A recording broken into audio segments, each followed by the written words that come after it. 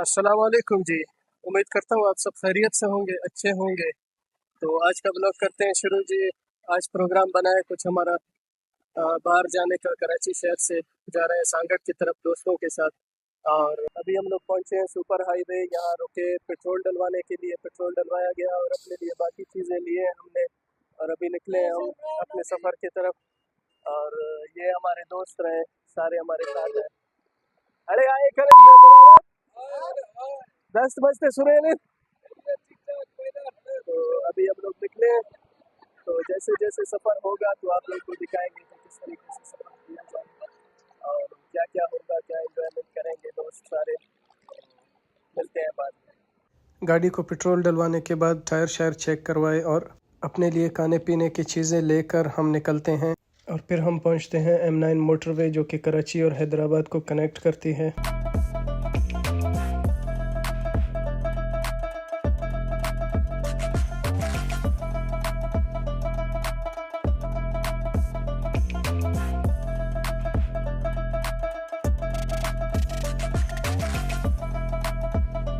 खैर अब यहाँ पहुँचते हैं और केबन वाले भाई से रसीद वगैरह लेके हम निकलते हैं अपने सफ़र के लिए। सफ़र को कंटिन्यू करते हुए हम हैदराबाद की तरफ जा रहे होते हैं। और सबसे अच्छी बात यह है कि मोटरवेज़ पे सफ़र करने का अपना ही एक मज़ा है। मतलब कि आप नॉर्मल तरीके से स्पीडिंग भी कर सकते हैं, उसके अलावा ओवरटेक वगैरह करने में भी आपको कोई इश्यूज़ नहीं होते ज़्यादा।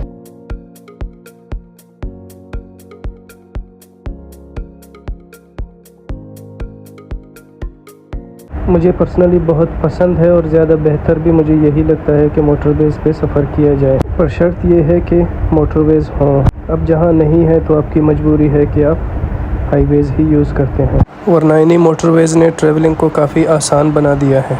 खैर ये बहुत हो गया, अब चलते हैं अपने टूर की तरफ। तो जी टूर का प्लान कुछ यूँ बनाया गया था कि 4-5 दिन के लिए कराची से बाहर चलते हैं अंदरूनी सिंध की तरफ, जहाँ हमारे प्यारे दोस्तों की ज़मीनें हैं। तो वहाँ जा रहे थे, वहाँ दुनिया के तमाम गमों से बेगम होने को और माइंड रिलैक्स करने को। और सफ़र में जैसे जैसे आगे बढ़ते गए तो मौसम भी बहुत ही ज़बरदस्त होने लगा। तो इस तरह से सफ़र को और 4 चांद लग गए।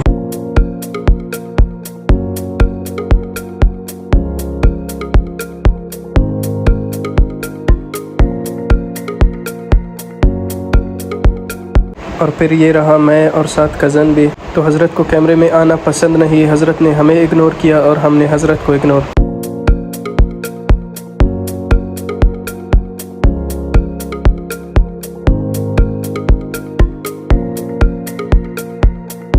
और फिर ये रहता है कराची का सबसे बेहतरीन जगह, बहरिया टाउन कराची। खैर से भी सलामी देकर हम आगे बढ़ते हैं, अपने सफ़र को कंटिन्यू करते हैं। और वीडियो की जो साउंड ऑफ है, दोस्तों की गपशप भी चल रही थी और साथ साथ गाने भी चल रहे थे, तो मैं नहीं चाहता था कि उनके एंजॉयमेंट को ख़राब करूं। और इस टूर की सबसे ख़ास बात यह कि सारे कोऑपरेट करने वाले दोस्त हैं और सारे खाने पीने के शौकीन। तो कुल मिला के बात ये हुई कि खाने पीने में कोई कंप्रोमाइज़ नहीं होनी चाहिए।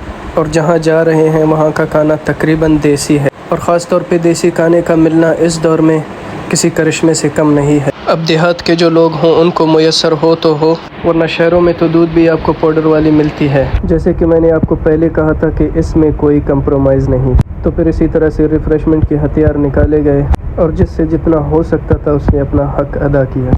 और मैंने दोनों तरीक़ों से अपना फ़र्ज़ अदा किया, वीडियो बनाते हुए और खाते हुए भी। इसी तरह मजलिस व कचहरी में सफ़र का पता ही नहीं चल रहा था।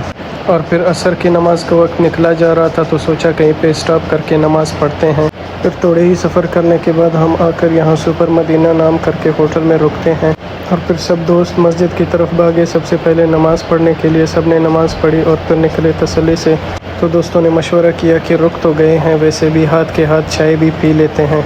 तो मस्जिद से निकलते ही हम आके होटल में बैठ जाते हैं और चाय वगैरह मंगवा लेते हैं। चाय के साथ साथ केक भी मंगवाते हैं, और यकीन करें कि चाय और केक दोनों उसके बहुत ही ज़बरदस्त थे। खैर चाय वाय पीने के बाद मैंने सोचा कि बाहर निकलते हैं, फ्रंट से होटल की एक कंप्लीट वीडियो बनाते हैं।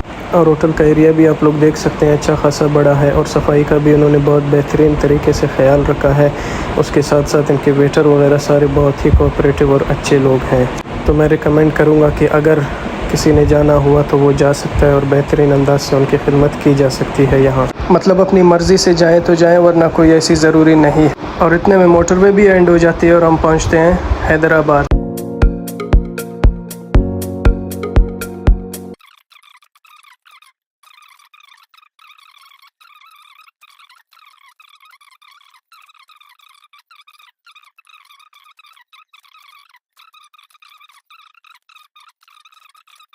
और चलते चलते इस शहर से हम लोग गुजरे और ये नाइंसाफ़ी होगी कि इस शहर की तारीफ़ न किया जाए। ये शहर वैसे तो मुझे पता है बहुत सी चीज़ों के लिए मशहूर हो, मगर यहाँ की दो ऐसी चीज़ें हैं जो मुझे ख़ुद स्पेशली बहुत ज़्यादा पसंद हैं। यहाँ से मिलने वाली मशहूर केक और मच्छी।